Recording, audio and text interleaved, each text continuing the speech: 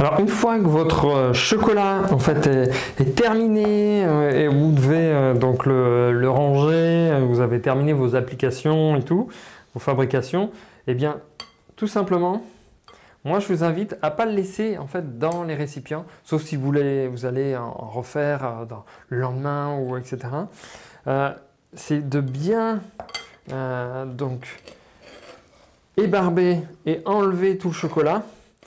Sur toute la surface, vous voyez, pour que vous le mettiez en fait dans un film alimentaire. Pourquoi un film alimentaire? C'est déjà d'une, ça prend pas de place. Vous allez voir pourquoi en fait.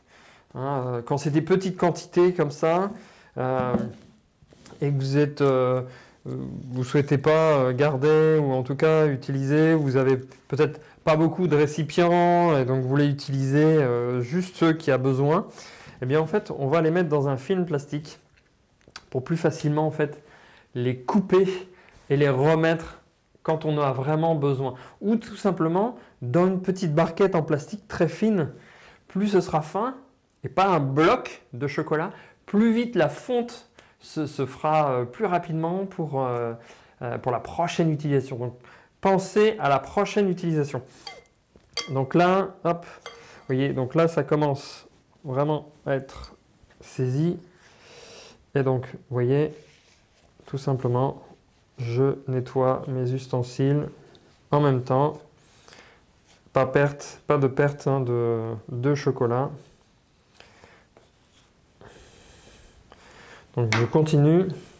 Donc aussi, racler le pinceau pour enlever tout le chocolat sur le pinceau. Vous voyez, on racle vraiment sur le bord aussi, pour vraiment à l'intérieur. Donc le pinceau, il est raclé. Et donc là, on finit vraiment pour qu'il n'y ait plus de chocolat. Voilà. Voilà. Vraiment, toc.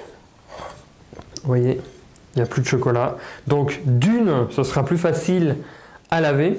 Alors vous pouvez mettre au lave-vaisselle, parce qu'au lave-vaisselle, avec la température, le chocolat va fondre et donc ce sera vraiment brillant, alors pas comme la température, mais je veux dire en tout cas, ce sera très propre. Donc vous lavez vos ustensiles à l'eau chaude, mais vraiment pour qu'éviter d'avoir des eaux très, très sales et tout, grattez le maximum de vos ustensiles, voilà, entre eux. Vous voyez, là je gratte vraiment pour qu'il n'y ait plus de chocolat dessus. Vous voyez, quasiment plus. Et, hop. Soit on reprend un couteau. Voilà. Hop. Voilà. Donc il n'y en a plus.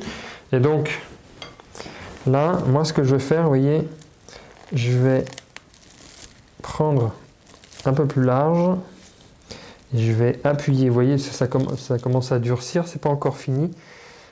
Pour que au niveau de la prochaine fonte, on puisse plus facilement le couper. Vous voyez, je mets un petit rectangle, je fais un petit rectangle pour que vous puissiez, et là je coupe pour que vous puissiez, alors faites attention à pas que le film soit dans le chocolat.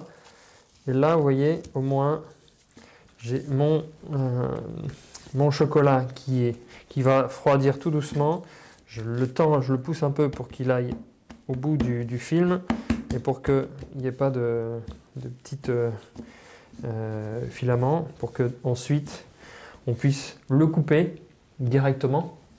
Vous voyez, vraiment, là aujourd'hui c'est souple, mais tout à l'heure il va être froid, ce qui permettra qu'à la prochaine fonte, vous le coupez en morceaux, vous le mettez dans de l'eau chaude en l'espace de quelques minutes. Il est déjà fondu, il est prêt et vous pourrez l'utiliser parce que vous l'avez déjà mis à température, donc assez rapidement au niveau de 29-30 degrés pour l'utilisation. Voilà, donc le chocolat est refroidi, ce sera beaucoup plus facile pour vous au niveau de la refonte. Vous aurez juste à découper pour refaire refondre. En quelques minutes, vous pourrez justement avoir votre chocolat fondu. Un peu à l'image des pistoles, vous voyez, les pistoles sont très fines, donc ça fond rapidement. Donc là, c'est dans le même état d'esprit. Si vous faites un gros bloc de chocolat, eh bien, vous allez mettre vraiment beaucoup plus de temps pour faire fondre, pour préparer votre chocolat. Et je pense que vous avez autre chose à faire. L'objectif, c'est vraiment de finaliser, faire vos décors rapidement. Donc voilà pourquoi je vous donne cette astuce, entre autres. Voilà en tout cas pour cette vidéo.